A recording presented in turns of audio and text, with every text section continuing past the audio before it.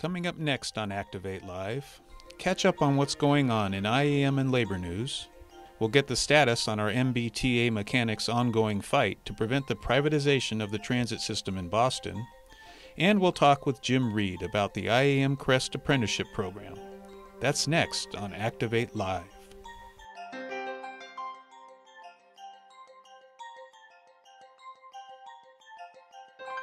Activate your voice. Activate it now. Live from Maryland! This is Activate Live! Welcome to Activate Live. I'm DeLane Adams, a communications representative here at the Machinist Union headquarters in Upper Marlboro, Maryland. I'm sitting in for our host, Tanya Hutchins, who is on vacation this week. She will return next week. On today's show, we will focus on the MBTA bus mechanics at Local 264 and their fight against privatization efforts in Boston, Massachusetts.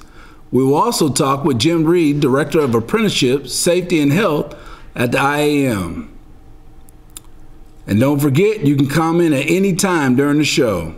We love comments. But first, let's catch up on the news of the week. Our IAM members affected by the recent hurricanes and now the California wildfires still need our help. Please text to 55000 and put IAM help in the message. Please donate to the IAM Disaster Relief Fund today to help IAM members and their families get back on their feet. Again, please text to 55000 and put IAM help in the message. And we want to say thank you to IAM Local 1255 in Amarillo, Texas, for stepping up to help families in need by assembling 14,000 meals during the High Plains Food Bank relief efforts. So thank you, Local 1255. And we want to welcome our newest IAM members at L3 Technologies Vertex Aerospace, located at Randolph Air Force Base in San Antonio, Texas. And if you look up grit and determination in the dictionary, you will probably see Local 2385 at Goodman Manufacturing in Fayetteville, Tennessee. They have been facing a plant closure for some time, and they recently approved a new contract that will extend operations until 2020. So congratulations. And IAM organizer Mike Evans was on Capitol Hill today to testify how companies like Boeing run multi-million-dollar anti-union campaigns to cheat democracy. So stay tuned in the coming weeks to learn about the Workplace Democracy Act that will be introduced by Bernie Sanders. Thank you, Mike, for all you do. And don't forget, you can sign up for iMail on our website at goiam.org, and you'll get our email newsletter twice a week. And let's check our Facebook comments. All right, no comments now, so we'll just go ahead and go live from Boston. Our first guests are Craig Hughes, Special Representative, IAM Eastern Territory, and Mike Varabedian from IAM District 15 Representative. Welcome to the show, Craig and Mike. Thank you. Thank you. How you doing, brother? First things first, do you think the Patriots are going to the Super Bowl? No question of it. Absolutely. But no, seriously, let's talk about what's going on in Boston. What is going on with 264 and MBTA? Well, what's going on a little is that the governor, once again, we have this fascination, it seems, with Republican governors, and we elected a Republican governor by the name of Charlie Baker, 2015. Charlie Baker we're very familiar with because he was on a former governor, Governor Weld's staff 25 years ago. He tried to privatize the MBTA, get rid of all the workers and sell it off to private for-profit companies. Well, Charlie Baker gets elected in 2015. We have what you could argue is the worst winter in the history of Massachusetts we have in 2015.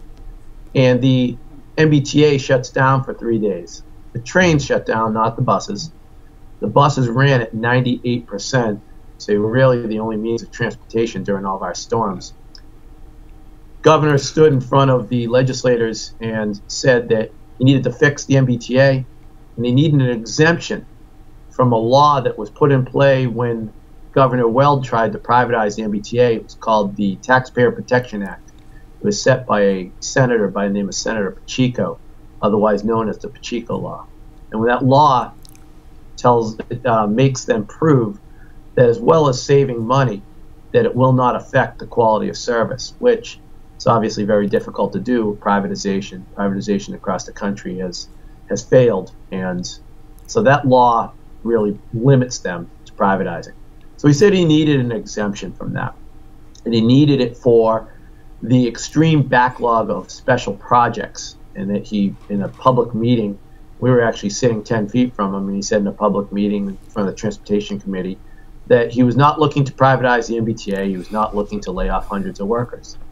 And that's what we're facing here today. It's trying to lay off our bus mechanics, sell off bus maintenance to a for-profit company, and the biggest part of this story is that we're ranked #1 in the country for bus maintenance. Our buses go 13,000 miles, an average of 13,000 miles between breakdowns, and the next closest transit agency is New York Transit at 6,000 miles between breakdowns. So we over double the mileage between breakdowns, and with one of the oldest fleets in the country. So, but yet he still wants to sell us off to a private company. So what are some of the efforts being used to fight back against these privatization efforts? So we started early on. Once the governor got this exemption from the Taxpayer Protection Act, he also got the MBTA put into what's known as the Fiscal Management and Control Board, which is a sort of receivership. And he appointed a chief administrator, a gentleman named Brian Shortsleeve, whose lineage comes out of Capital and a conservative think tank here in Boston known as the Pioneer Institute, Koch-funded, ALEC-affiliated group. We engaged Mr. Shortsleeve straight away, recognizing that this was an opportunity in a moment where we could be agents of change, and that we could engage the authority and leverage our institutional knowledge and expertise. We have a 100-year-old history at the MBTA. We've been collectively bargaining as of 2018. So, as we like to say, since they unharnessed the last horse, the Machinists Union has been on the watch. And we tried to engage with the company, institute standardized repair times, which is certainly an industry standard, Lean Council, and some other initiatives to try to be an agent of change, and certainly not the obstructionist that they paint us as. So we mentioned some of the community support that you have. Is there any support from elected officials there in Massachusetts? Absolutely. We've got our congressional delegation all signed on to a letter asking the governor to negotiate with us instead of privatizing. The Machinist Union has offered $29 million in annual savings in exchange for job security, and they still won't sit at the table and negotiate to avoid privatization. And so a lot of the elected officials have jumped on board. We have our congressional delegation, our entire congressional delegation signed on to a letter demanding that they negotiate with us. Our state reps and state senators often join us. I think in this picture right here you see Representative Marjorie Decker, who's been very supportive of us. We've just had a lot of help. I mean, in that next picture right there, that's Senator Markey and Senator Tom McGee. Senator Tom McGee chairs the Transportation Committee. It seems we've had a lot of rallies with a lot of political support. So in this fight, what are the next steps? Like, where do we go from here? So what we're trying to do is we're trying to get out to the public, get our story out to the public, because our story is really a story that is easily told. I mean, we're the best mechanics in the country. We're offering $29 million in annual savings. What is the reason to privatize? The reason to privatize is an ideology. The governor is just following the Republican agenda, privatizing government services, breaking unions, so on. So what we've done is we've done an ad campaign. We put up billboards you can see here, those are digital billboards. They actually run like a destination sign on a bus, and they've got the same color scheme as our buses so that they're easily identified. We have commercials out, radio ads, so on, to reach out to the public, the riders, the taxpayers, ultimately the voters. This governor is up for re-election. We want them to know what their governor is doing here in Blue, Massachusetts. And we have a copy of that radio ad. Rich, let's play the radio ad. I do not want to privatize the T. I do not want to lay off hundreds of T employees. That's what Governor Charlie Baker said. He wasn't telling the truth. Right now, Charlie Baker is threatening MBTA riders, workers, and taxpayers. He's planning to lay off the award-winning MBTA mechanics and military veterans that keep our buses safe and operational. By outsourcing MBTA safety and maintenance services to for-profit corporations who aren't accountable to riders or taxpayers, Baker will make the MBTA less safe, less reliable, and more expensive. His outsourcing scheme puts the public in danger just to make money for his corporate buddies. And when the buses start breaking down, that means more traffic, more pollution, and longer commutes for everyone. Thanks, Charlie. See the bad safety records, including rider and worker deaths, that have plagued the companies Charlie Baker wants to run the MBTA. Visit don'tgiveawaythembta.org. Paid for by IAM Local 264. Wow, that's a powerful ad.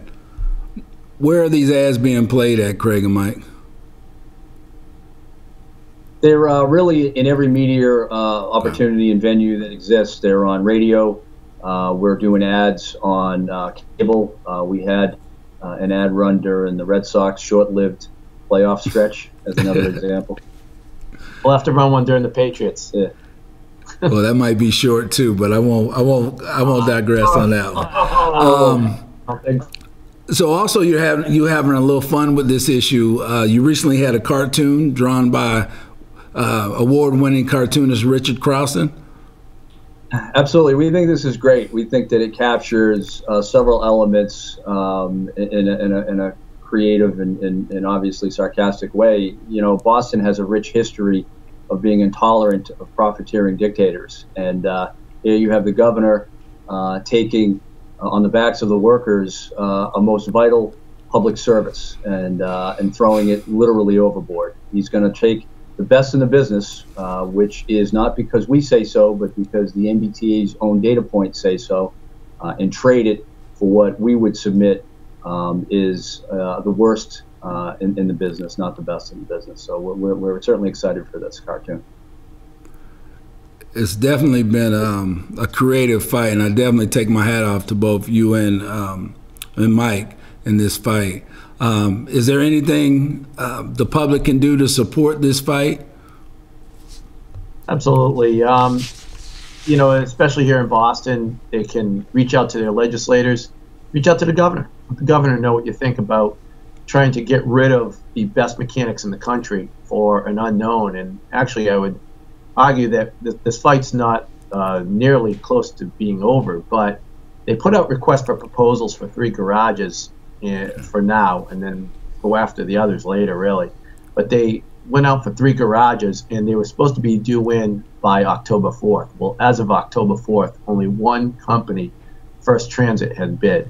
First Transit has a terrible reputation for safety and maintenance. They also have been sued here in the state for abandoning contracts. So they have a very questionable bidder who's bid, and it's only one bidder, and yet they still refuse to sit down and negotiate a deal with us for job security. So we would ask people to reach out to their legislators, reach out to the governor, let him know what you think, and tell them to stop this privatization machinist union, get a deal that's good for the riders, the taxpayers, and for our members. All right. Well, thank you, Craig and Mike. We appreciate that. And for more information, please check out the local Facebook page, IM 264 Boston, and also the coalition page, Invest Now MA. All right. Let's check comments and make sure that we have people posted on Facebook. We love comments. I know I'm not Tanya Hutchins, but we appreciate any comments. So joining me now is Jim Reid, Director of Apprenticeships here at IAM and Director of Safety and Health. How are you doing, Jim? I'm good. DeLane, how are you? Good. So what exactly are apprenticeships? Well, an apprenticeship is basically a transfer of knowledge from a person who has learned a skill, a very complex skill, over a long period of time, and now they're transferring it to a younger person who has maybe no concept of how to do that skill but wants to learn. So it's basically just transferring that knowledge so that someone can fill in when someone else retires. Okay. So how does this help the individual and the employer jointly? Well, for the individual, you develop a skill that can be used as a stepping stone, a building block into whatever else you may want to do. It creates a career path. For the employers, they're getting qualified people to making sure they're being trained on their equipment. There's also a return on investment for employers of at least 50% by training people to fill in those jobs. For a long time in the IM, we have had employers who said, oh, we've got all the skills we need. There's no point in having apprenticeships because there wasn't really a lot of growth. Now they're seeing people getting ready to retire, and there's a, what do we do? How do we build the skills that we need? So there's been a sort of a resurgence of apprenticeship programs. So we hear a lot about building trade apprenticeships. How are these apprenticeships different from what's going on with the building trades? Well, basically, the way the building trades apprenticeship programs work, and they're not much different than anybody else. You have a skill, you're teaching this skill to young people who then go on to fill those jobs. But they have an access to a hiring hall process, which allows them to send apprentices out to work in various capacities with journeymen. In the manufacturing sector, for example, with the IM, we don't have the capability to say, okay, we've got 20 apprentices, we want you to hire them. Usually we have to deal under a certain specific contract with the employer. Whether there's an apprenticeship program or not is incumbent really on the local and the employer developing it and administering it. And so we're a little bit behind the curve on some of those. So in today's climate, apprenticeships have been very popular, term to toss around.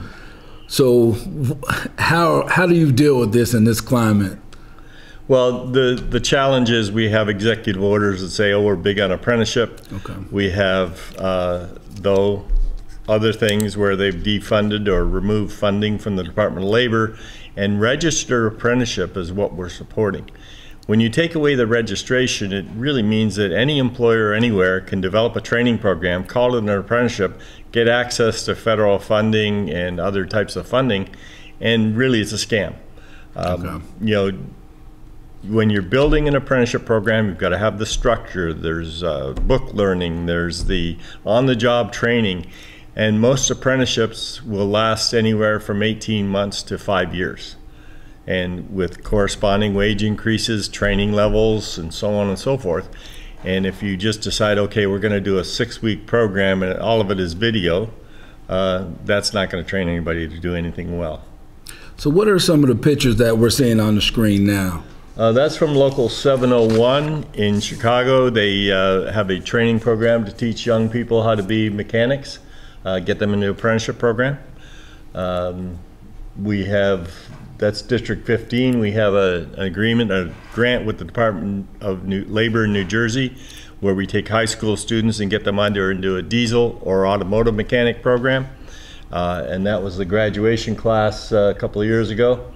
And that is a continuing grant. We just got refunded for that, and that should be coming, should be talking about that in iMail next week. Okay, and then speaking of grants, I hear congratulations is in order for District 15, Local 701, and District 190. Can you elaborate? Yes, we worked with Federal Mediation Conciliation Service. They have a grants program and have had for a number of years.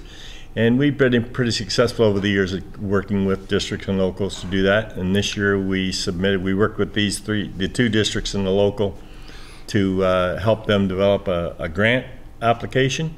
And we were successful in the hat trick. We submitted 3 grants, we got 3 grants. And so that's almost $400,000 to those 2 districts and Local 701 in bringing new people into the trades, helping to provide jobs for women, veterans, disconnected youth, and providing pathways for careers.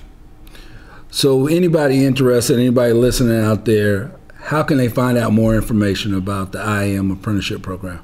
They can contact us at the IAM apprenticeship office, and we will give them information. I'm working with quite a few districts and locals right now to develop programs. Our number's 301-967-4704. Give me a call, tell me what you need, and I'll work with you to try and get it accomplished. All right. Thank you, Jim. We appreciate you coming on the show today. Thank you. All right. So again, comments are still welcome on social media, and we hope you're enjoying today's show. We want to go ahead and go to the calendar, find out what's going out there in IAM world.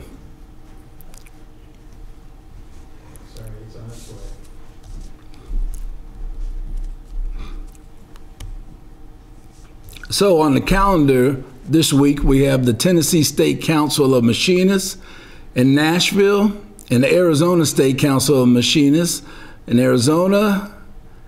And we end the week with the AFL-CIO Convention in St. Louis, Missouri. And coming up in November, we have the Guide Dogs event, Sport and Clay event on November 16th, and the popular Hogs for Dogs ride on November 16th. And for all the golfers, the charity golf tournament. And we end with the annual Whip and Singer charity banquet on November 18th. And don't forget, the deadline for the IAM scholarship is February 23rd. So please get your entries in.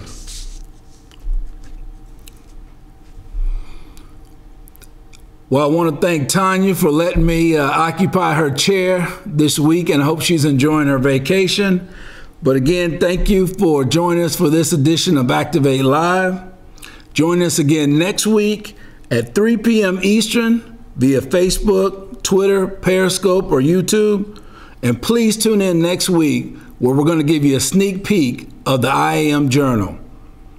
And remember, organize, organize, and organize some more. See you soon. Take care.